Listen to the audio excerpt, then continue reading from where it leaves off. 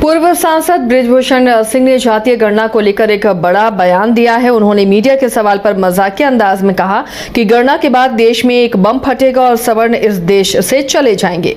उन्होंने कहा कि इस जातीय गणना को लेकर कुछ ऐसा ही माहौल बनाया जा रहा है। साथ ही उन्होंने ऑपरेशन सिंदूर को लेकर उठाए जा रहे सवाल पर तंज कसते हुए कहा कि 1971 में जब 92,000 पाकिस्तानी सैनिक बंदे बनाए गए थे तो उन्हें क्यों छोड़ दिया गया था। उस समय अगर हम पाक अधिकृत कश्मीर या सैनिक ले लेते तो आज ये स्थिति नहीं होती। देखिए, पूरा देश इस जनगणना को चाहता है और ये मांग बिहार से शुरू हुई, उत्तर प्रदेश से शुरू हुई और जातीय जनगणना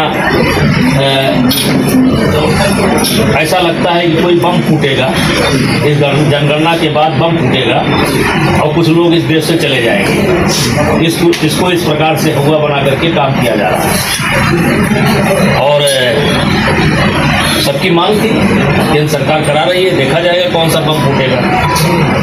जातीय जनगणना के बाद कहा जा रहा है कि प्राइवेट में जातीय जनगणना के बाद बम फूटेगा और हम लोग इस देश से बाहर चले जाएंगे, यानी सवर्ण इस देश से बाहर चले जाएंगे।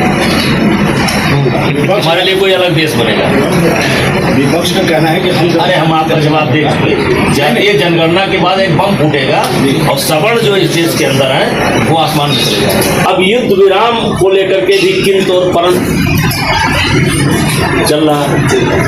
अब कुछ लोगों को मानना है कि नहीं करना चाहिए, लेकिन मैं जो लोग ये मानते हैं कि युद्ध विराम नहीं करना चाहिए, युद्ध ही सभी समस्याओं का हल है, तो मैं उन लोगों से पूछना चाहता हूं कि सन 1971 में जब 92,000 सैनिक बंदी बनाए गए थे, जिनको लगभग 6 महीने से लेकर के साल भर हमने खिलाया पिलाया, उनको क्यों छोड़ दिया था। अगर उसी समय आप निर्णय ले लेते या तो पाक अधिकृत कश्मीर, जम्मू कश्मीर और या तो सैनिक, तो 92,000 सैनिक उस समय आप छोड़ दिए, तब आपको नहीं याद आया कि क्यों छोड़ रहे थे। और इस समस्या की जड़ कहाँ से है? ये समस्या की जड़ तो आज़ादी के समय ही शुरू हुई